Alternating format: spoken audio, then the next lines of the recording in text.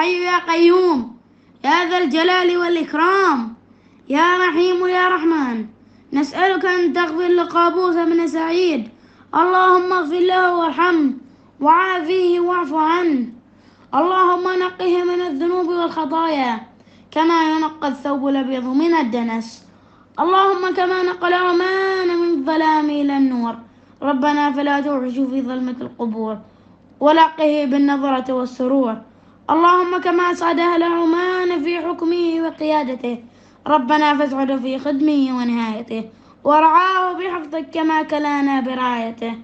اللهم كما دعا للسلام ونشر فينا السلام واطفى نار الحروب بالسلام، ربنا فادخلوا جنتك دار السلام، يا عظيم يا سلام.